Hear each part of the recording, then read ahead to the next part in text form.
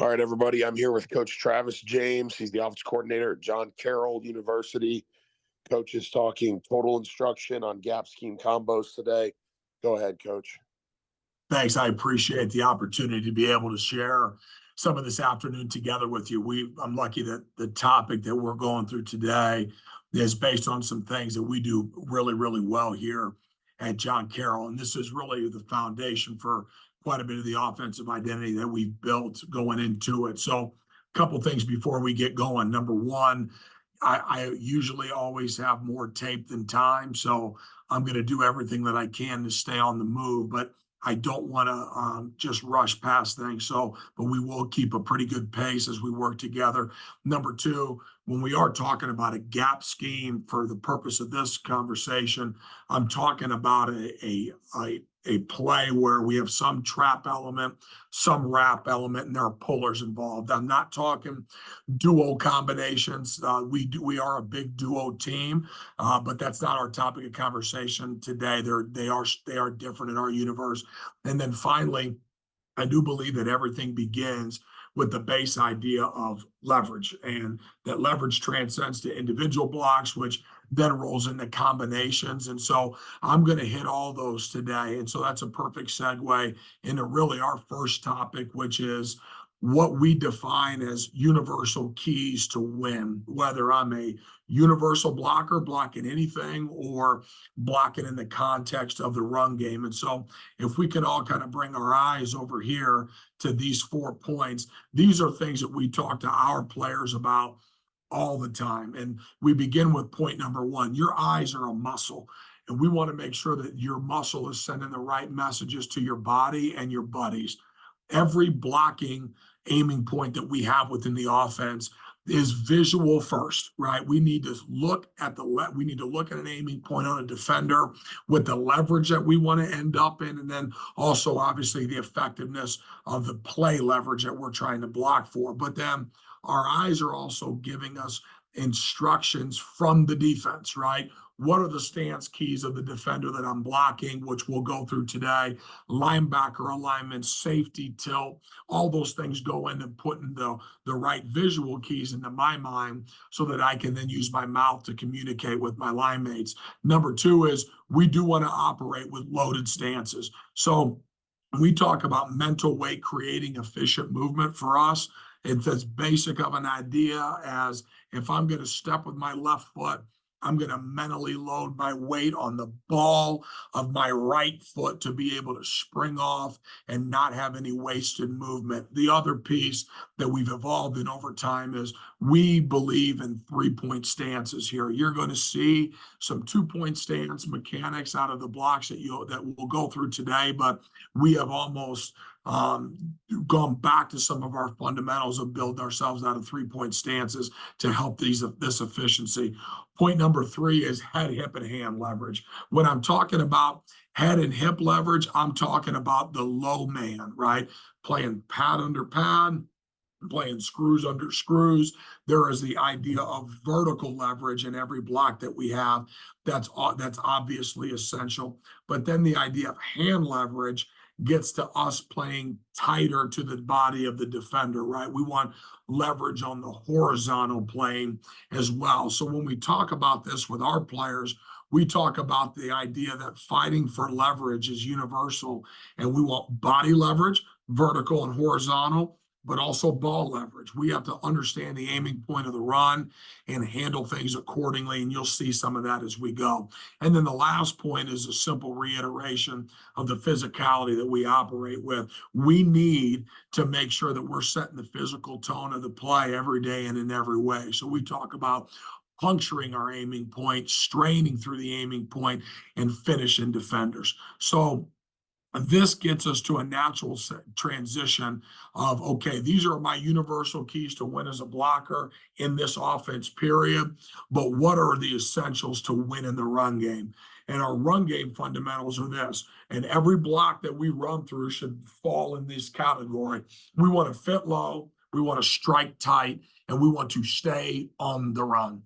Fit and low goes back to those leverage components that we talked about a little bit ago. We want vertical and horizontal leverage on our aiming points as we go to get to the fit based on the aiming point of the run and the technique piece that we're using.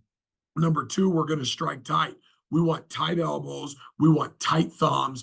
And this is a universal key in the run game. We want our face on blocks. We want tight elbows and tight thumbs. Sometimes it's a tight down shoulder to eliminate the defender's ability to separate from us in the run game. And then the final piece, we want to stay on the run. We are a run off the ball, knee drive style unit. We are not a waddle unit or a wide base shuffle unit. We're running through targets and finishing with violence. So I'm kind of taking the next step here.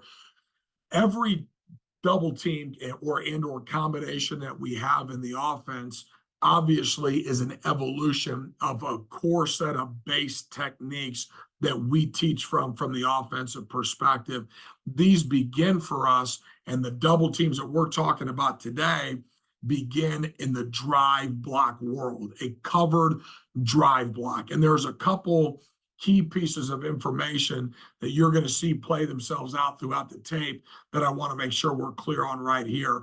The idea of a drive block is we want to go over and up. We want to go over the line of scrimmage, get up into the defender's body, then play on his side of the line of scrimmage. Obviously, our ability to play into the defender's body is going to be completely dependent on his alignment.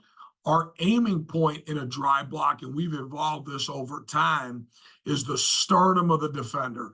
I think it is nearly impossible to create vertical movement like we need to, or even displacement like we're trying to create in these vertical plays if we are aiming at shoulder tips. The widest that we'll go on a defender's body in terms of an aiming point is going to be to the near number or the far number of a defender based on whether we think he's going to move or not, right? So we are trying to climb the defender, play into the line of scrimmage in terms of the way that we're approaching our sternum landmark in all these blocks.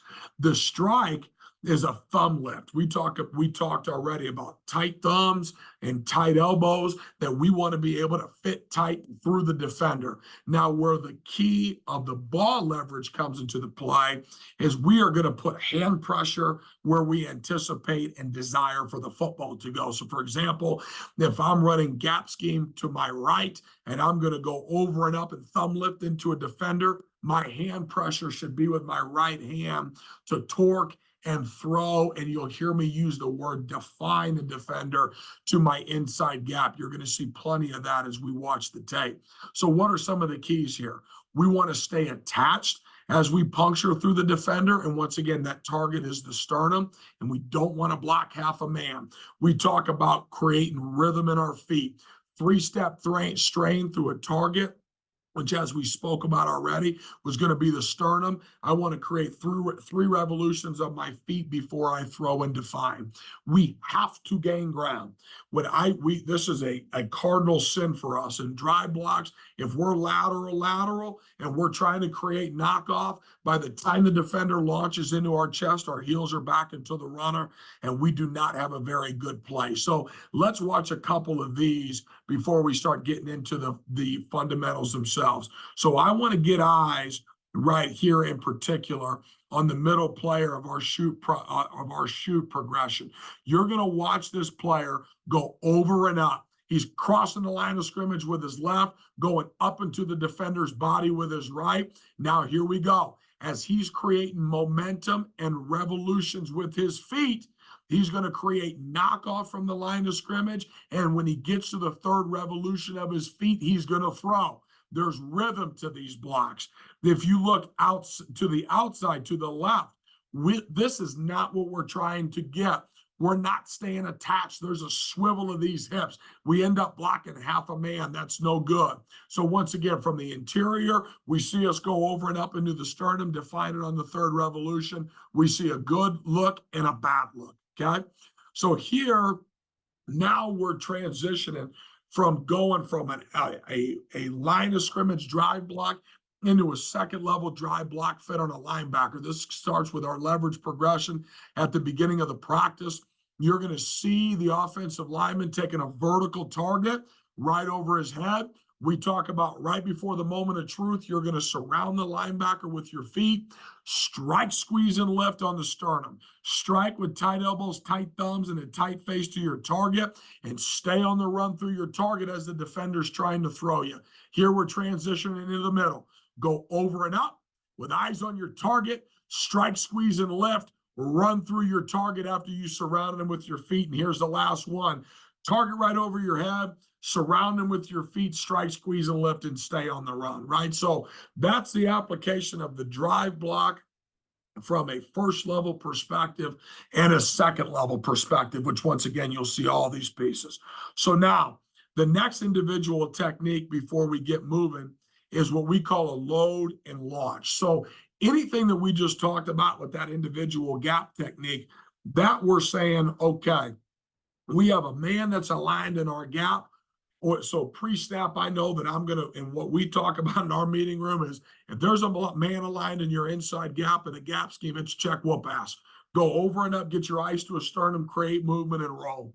But when I have a defender that is still on my body as a play side lineman, he has a head up shade, or he's an outside, what we call shoe to shoe shade, we're going to operate on what we call load and launch demeanor.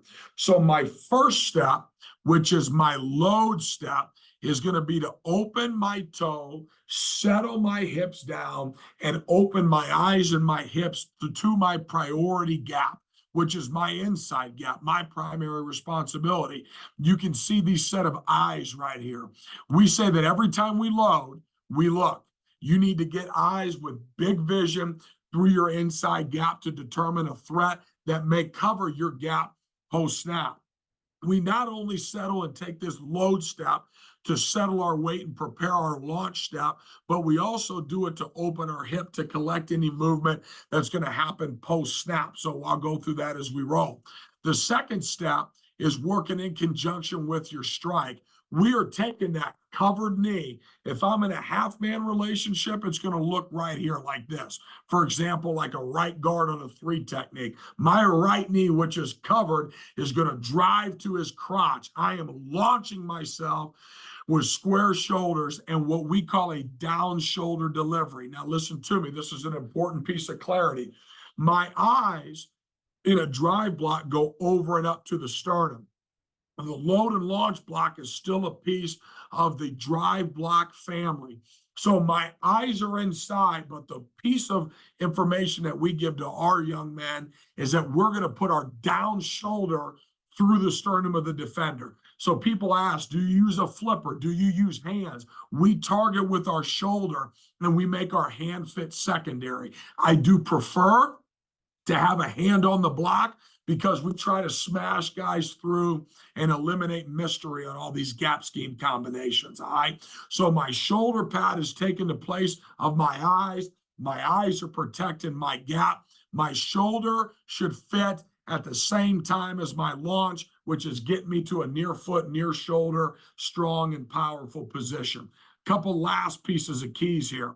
I got to have speed with this footwork to be able to get to my fit.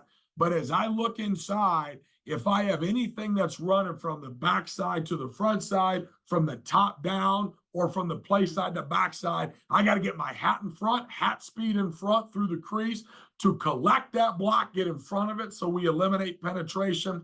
And then I'm going to end up in that same torque style relationship. I also need to be sensitive when I'm in a true combination to the knockover or the fit of the trail blocker, which is going to accelerate me to stick on blocks or collect blocks. And we'll watch that as we go.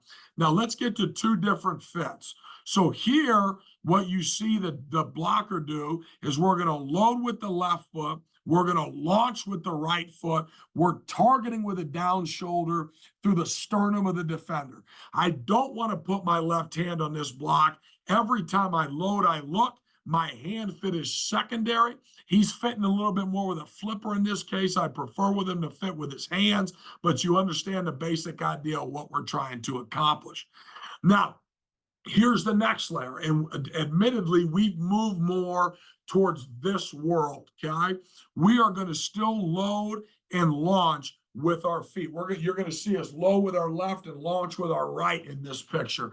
However, our hands are going to launch with a two-hand fit through the defender. We're still targeting with a down shoulder. My eyes are still looking inside. So we used to only utilize this technique when we had a head-up defender.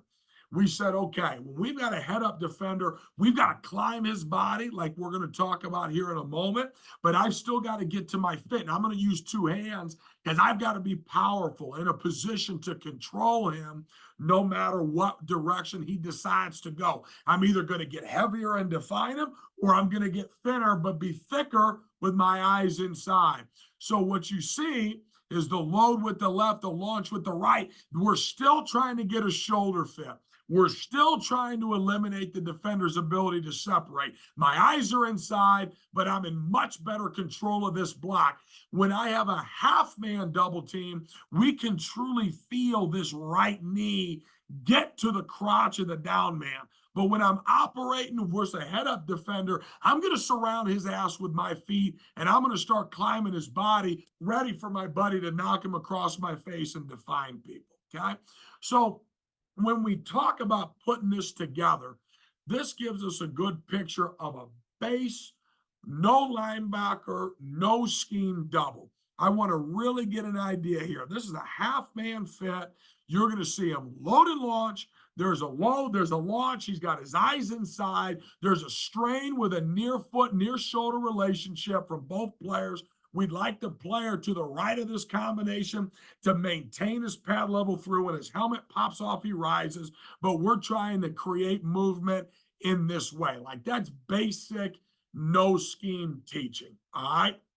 So now let's take these skills and start applying them to some different combinations. This is the way that we teach our combinations in a progression. And I really believe that this is the planned out way to make sure that you're prepared for a variety of situations. You'll see some game tape, you'll see some drill tape. We're going to walk it all through together. So the first scenario is we come up to the line of scrimmage and we are what we call gapped out. On the front side, we have no angle. So let's take a look here. So we're going to end up running this gap scheme play over here to our offensive left, to the right of the screen. We're going to run counter, all right? So the play side of the line, and let me back up just a moment. I get into a little scheme here. When we talk to our guys in base install, we talk about our guys going through the 3 Ds. Do I have a man in my inside gap? Do I have a man on my body? Or do I have nobody on me at all? And that's response of 3 Ds are drive, double, and down. If there's a man in my inside gap, like we see right here for the left guard and the left tackle, I'm on a drive block course. I'm going over and up. I'm getting to the sternum. I'm torquing my left hand on the third revolution of my feet. This thing is done. If I've got a man on me and nobody in my inside gap, we're going to create a double team to our corresponding linebacker. If there's nobody on either side of my body, I'm on a down block course to the linebacker that we're responsible for. Here, we have no mystery. Let's watch this through. So let's get eyes specifically on the left guard. Here, we see him finish in a position with the intent of the play in mind. But this is the reason that we don't shuffle. This is the reason that we don't aim on a half a man. We want to get to the meat of his body and let the momentum of our drive block and the torque of our upper body put him where we want to go. So from the left guard position, we have him down block, but not great. Now let's watch the left tackle right here. We're going to go over and up. We're going to get to his sternum. We are going to create revolution and movement with our feet. Torque on the third. We've taken him and put his ass in the opposite B gap. That's a drive block, right? Here's another anticipated move. So when we look here from the left tackle and the left tight end, the tight end is gapped. The left tackle is gapped. This is only going to move faster because we have an unfolded +1 linebacker. So we know that we are in a position where we're gapped. Here's the other angle of the D. Nobody on my body, nobody in my inside gap. I'm working on a down block course to our linebacker. Let's watch these two first. So there we go. Go over and up, get to a drive block fit, torque, and throw. Clean the picture up. The throw of our down blocks only accelerates when we're getting an aggressive inside move. Let's watch the guard. I'm down. I'm beginning with the end in mind. I'd like for his helmet to be more down the middle of this linebacker, but we are pinning him on the backside. Now we've created a clean picture for the pullers and a clean picture for the back to go operate. Okay, so we're in fine shape there. All right, so we've got our base idea. We were gapped on the front side. That means that we're going to operate off of drive block footwork. We're going over and up, getting to the sternum, torquing on the third revolution of our feet, eyes on the sternum. So now, first iteration, we're dealing with an open gap in these gap scheme combos. Now we come up to the line of scrimmage and we have an inside shade on the inside player in these combinations. So let the front stem here. So we're going to run gap scheme over here to our right-hand side. When we walk up to the line of scrimmage, we've got a man on our body. So we're going to create and call a double team that's going to work back to number 46. Now let's go through some base ideology. I told you already, if I'm an inside player or a play side player and I've got somebody in my inside gap, my thought is check whoop ass. I'm going over and up. I'm getting to the sternum. We're rolling. If I am the outside player in a combination and I'm going through an open gap, my thought is this. I've got two ways that I'm going to depart the line of scrimmage. I'm going to gallop because we're anticipating fast flowing linebackers, or I'm going to gap drive. Regardless of my aiming, regardless of my footwork, which depends on style of play. Are we in style of play and capacity from our offensive linemen? We are in a position where we are going to put our down shoulder through the sternum of the inside man, of the down lineman.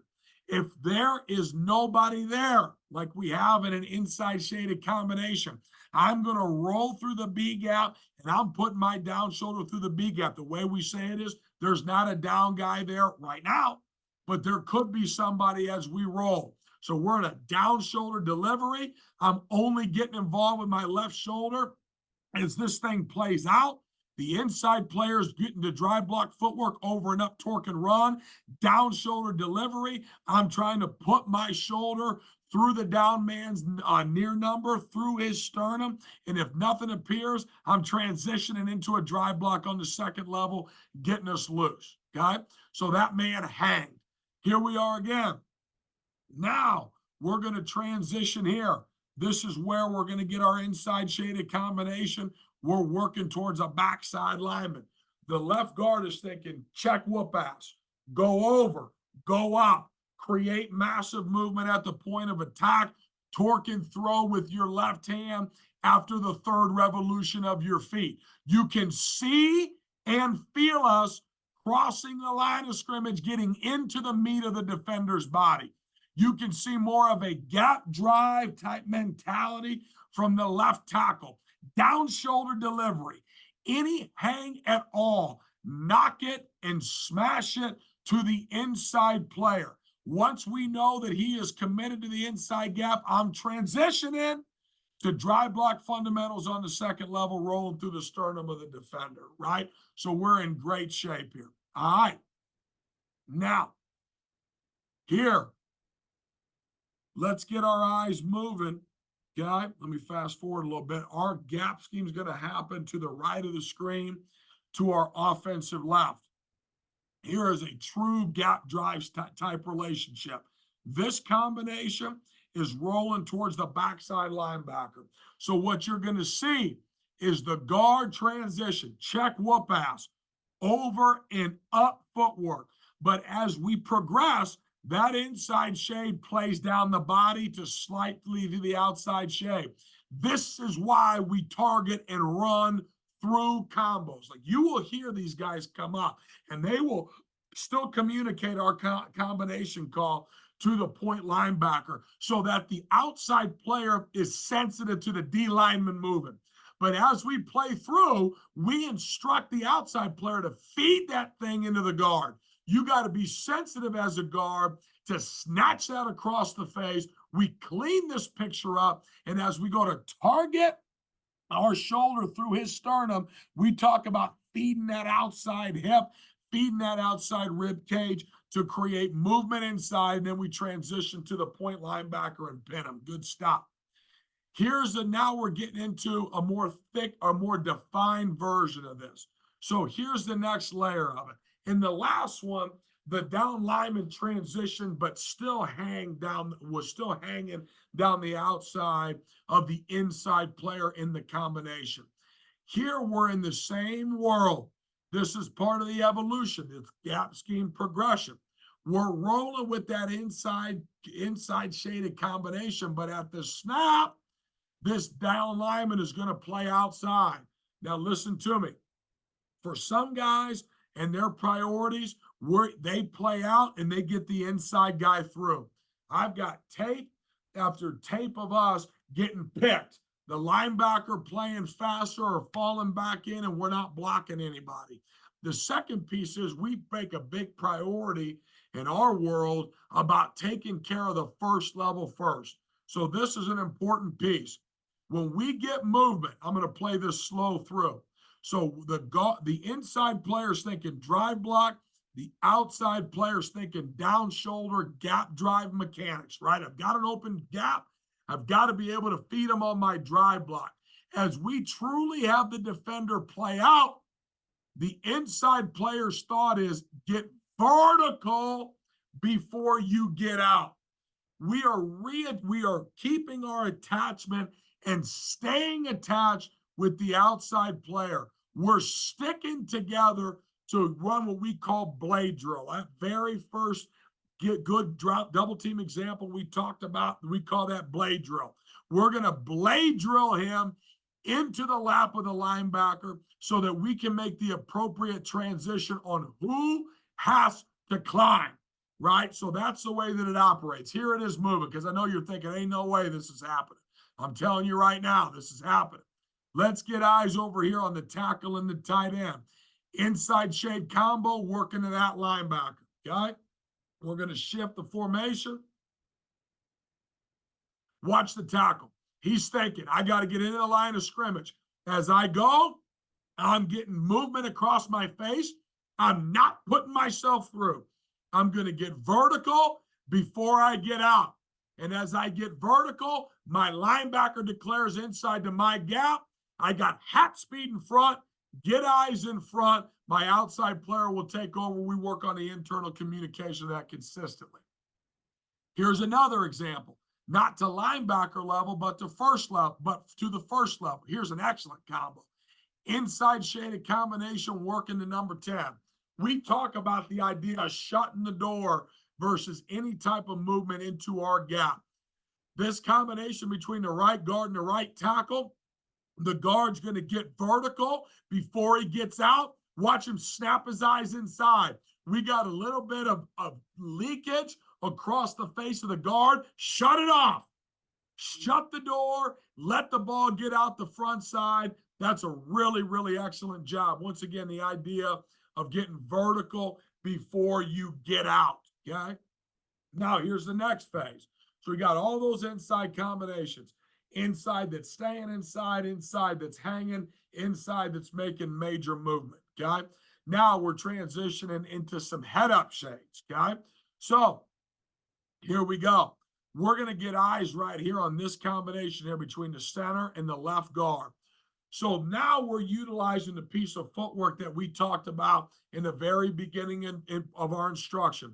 We're still going to load. We're still going to launch, right? But now the load of the center's feet is what we call to climb his body. It is an in-between of a load and launch and a cover drive. I'm trying to work with two hands, fit to a covered drive position on the head up man's body with my eyes inside. As I load, if he crosses my face, I collect him. Or we're going to try to feed him to you with a down shoulder delivery with the outside player. When we are dealing in head up combinations, we exclusively demand the outside player to gallop. That puts us in better positions to define the down man and to play appropriately on the linebacker. So here we go. We're shifting the formation. The center's going to load and launch with a two-hand fit. He's going to work his ass off to strain through his body. You see him crossing the line of scrimmage. The guard is operating off of a gallop timing. When we teach gallop, same aiming points, but we lead, gather, and explode through the hip. Define it with your near shoulder, knock it over, and fit the backer off of drive block fundamentals. Good start. Head up shade is hanging. Here's another. Two of them. Let's get our eyes in here into the center guard combination. Center, climb with your feet. There's a little bit too much hang from the center here. We're going to get our feet knocked back. We got to climb his body. It's a tough block. Nobody's making light of that, but you can't get your heels knocked back. Center can't just be a motionless target.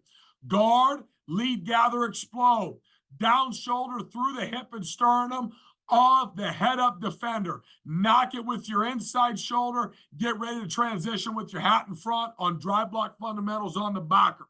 Here's an unbelievable job with the left tackle. Really tight inside shade that we could classify as head up. Climb his body. Two-hand fit as he plays down your head. Torque him, throw him. Tight end, don't go hit something that's moving away from you. Be ready to transition with good square shoulders, drive block mechanics, strike, squeeze, and lift on the backer. Really good piece there for you, right? Here's another one, okay? Let's get our eyes in here. Now we're talking more four-downish operation. Guard, climb his body, two-hand fit, eyes inside. Be sensitive, like we spoke earlier, to the movement of your outside blocker, of your trail blocker.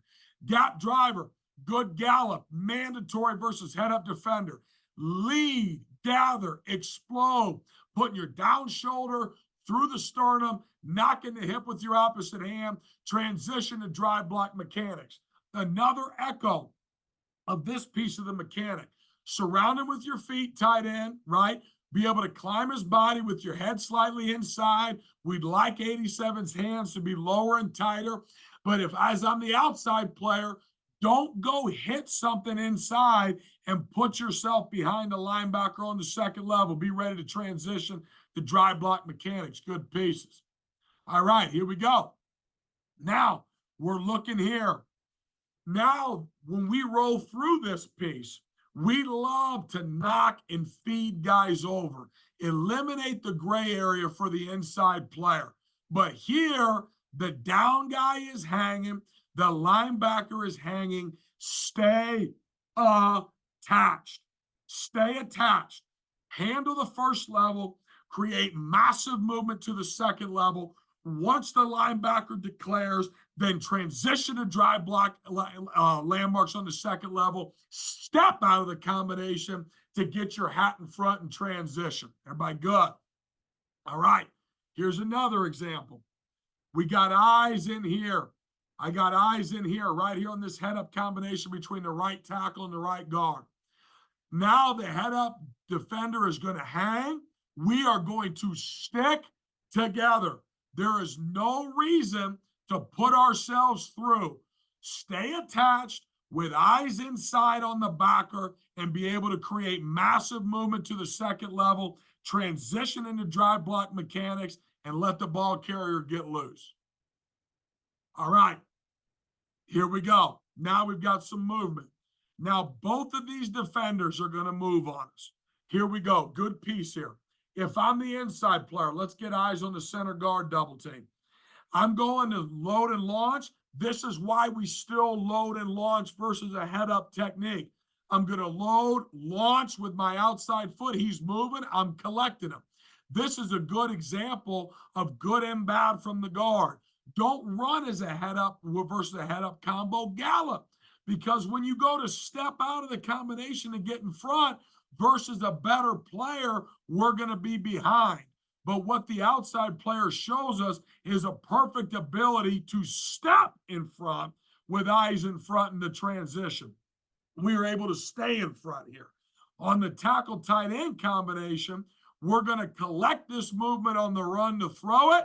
We're going to transition to dry block mechanics on the sternum. Now, when we step out as the tight end, the linebacker's moving faster than I was prepared for. So get attached and you him out. We call that a horseshoe. Just because I'm not in a perfect position, don't make a bad play worse. Make a way for the back. Excellent job here by both guys. Okay. All right. Here we go. Really great job. Now this head up shade's going to start to move on us. Okay. Now he's going to make a move towards the outside player. What do we say? Get vertical, guard, before we get out. Why do we target as the outside player? Why do we still make a big emphasis on a down shoulder target through the sternum? Because we want to feed him and create movement to knock him back inside. And you say, Coach, I don't know if my guys can do this. Everything's relative. This is us as a top 10 team or top 15 team at this time versus the top 5 team in the country. Feed the two technique back into the guard. Stay attached until the backer declares and get the dry block fundamentals on the run. Really great job on the front side. All right. Now we're transitioning and we're talking about, okay, we've handled gap techniques, inside shades that hang, the inside shades that stay, inside shades that move. We've done the same thing with head up shades. Now let's talk outside shades. So let it begin here. So now we're talking about more of a half-man fit from the inside guy. We have progressed to still more of a two-hand fit, but our eyes are still inside. This is a clear down shoulder delivery. We can fit and see the ability for us to fit our down shoulder through the sternum of the down guy. As we fit our shoulder and our down shoulder through the sternum, having our shoulder take the place of our eyes, we want to be really aggressive with our outside hand to feed that hip and rib cage area into the inside player. Smash him inside. Eliminate any mystery. Play with better pad level. Any line coach or blocking core that tells you that pad level doesn't matter doesn't get it. Play with better pad level, torque and define people, play with better technique and dry block fundamentals. So here's a great picture of what we wanted to be in the perfect world. Now, here's an insight into not a perfect world. I'm talking right guard, right tackle combination. The right guard is going to load and launch. Really good picture. Load, launch, two-hand fit, eyes inside. Tackles. We've rolled through, or outside players, period. We've rolled through. We may be too high. We may be playing a great player. We can't get the hip knocked over. Stay attached, you two. Stay attached. Move the down guy in a blade drill fashion into the lap of the linebacker and create a clear transition to get the back loose. Okay? Now, here we are. Now, we're talking about gap scheme going to the left here. This is an outside shaded combination. There's the inside player. There's the outside player. Now this outside shade, he's not going to hang. We haven't knocked him across. He's going to move. So what we tell the load and launcher is, as I load and launch, when I feel movement, collect it, define it, and throw it inside. As I become the outside player, transition off of a gap drive, transition off of a gallop, be able to work yourself from a down shoulder delivery, step out of the combination, and be able to transition into dry block demeanor on the linebacker, right? No penetration. Here we go. So here we go. Good look at it here. So here we are. We are in an outside shaded combo, load, launch. That's the backer we're working to. So here we go. 3 techniques moving inside on the run. Collect it, define it, throw it. We get too deep here with our head at guard because we're too lateral to the line of scrimmage. Watch. Lateral, lateral, lateral, lateral. We're at a disadvantage. What we want to see is lateral, get my head in front, define it with my play side foot, torque it, and throw it inside. Here, with the right tackle, great job of getting into the line of scrimmage, great transition, drive block mechanics, eyes on the sternum, torque them inside, let the pullers get loose. Really great stuff. All right. So my last couple things here, I know we got a couple minutes here, only about 5 minutes left, is I do believe that we've worked all of these combos and we've gotten all these adjustments to movement, which I think are really critical. But there are still calls within the system that I think that you've got to have to be able to really fix problems. And that's the base idea. We try to teach old linemen and blockers here how to think so they can go out and be fixers. So let's talk about a couple of these before we run away from you, okay? The first idea is the idea that if I'm the inside player, the load and launch style player, and these combinations, and my inside gap is covered, I've got to be ready at any time to shut the door with my body and the defenders. Hat speed through the crease, eyes in front, and throw these guys inside.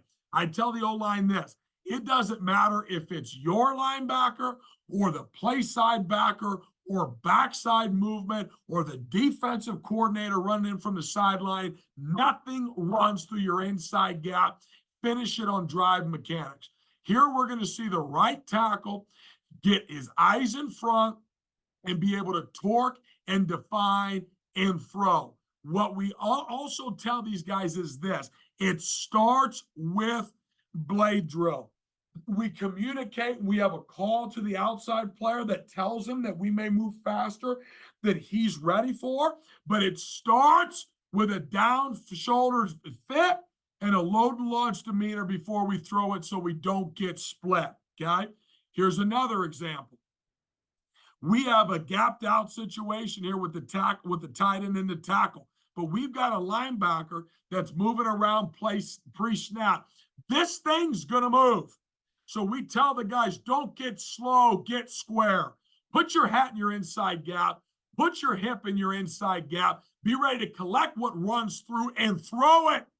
Create clear pictures for the pullers in the back, okay? Here's another picture, same song, different verse.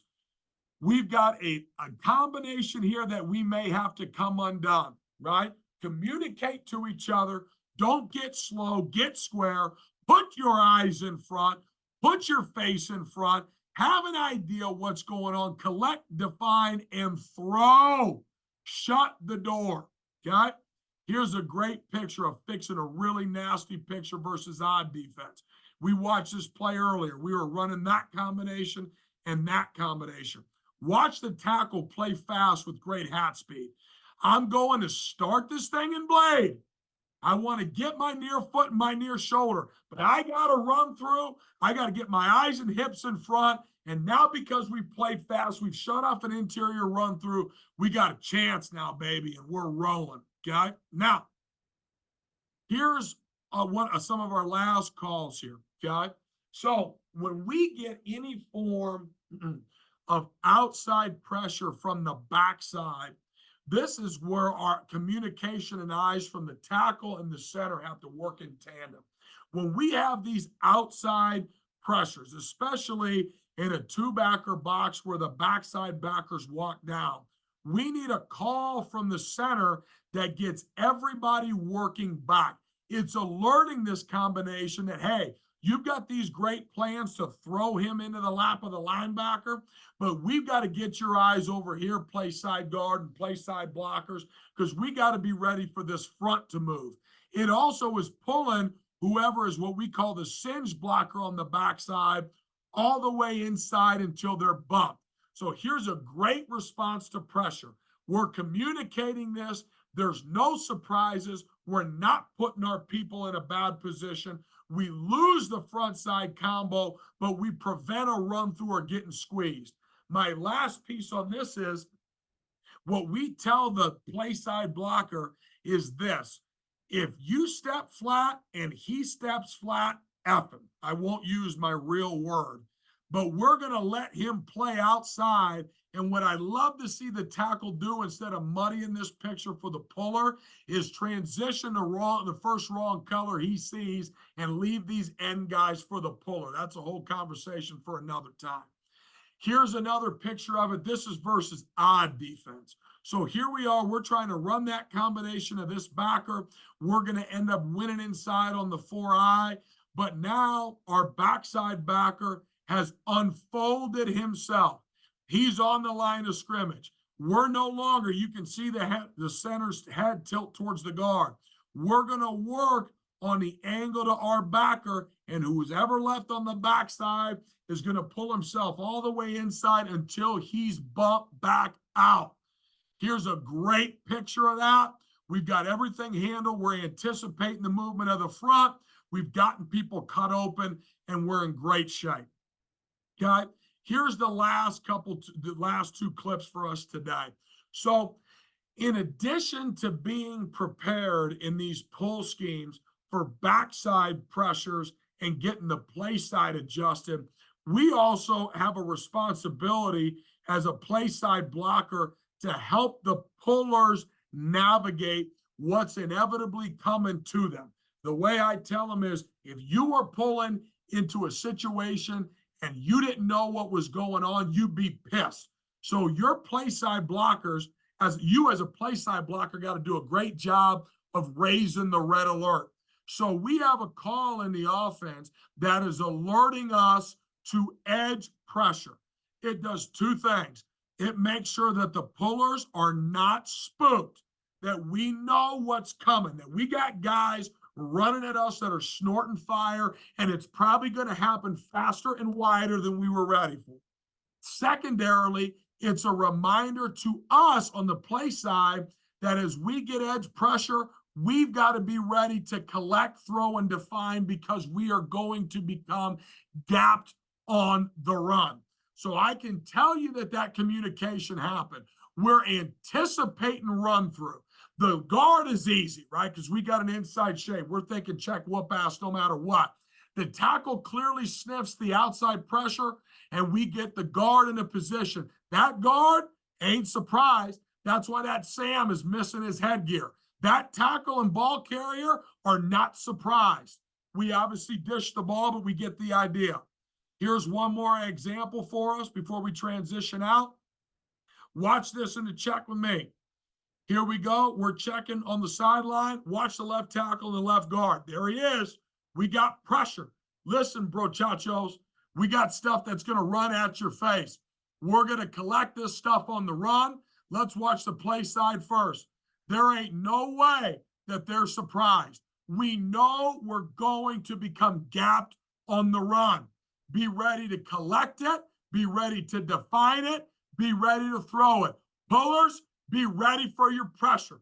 It's going to happen faster and wider than we were ready for. There's no surprise from the first puller. There's no surprise from the second puller, which means we're not surprised from the back.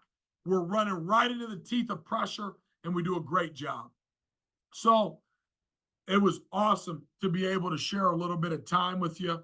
I know that we are trying, like I mentioned, to compress a lot in a short time together, but hopefully you got a pretty exhaustive look at exactly what we've got going on here. If you have any questions, we really believe strongly in this. Our guys believe strongly in this.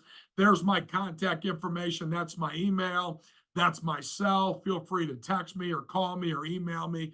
I'd love to talk more about this. I do believe that our responses to pressure and movement are the keys to this. So getting in the detail work of this stuff is awesome. Really appreciate you. And we'll hopefully look forward to hearing from you soon. Go Streaks.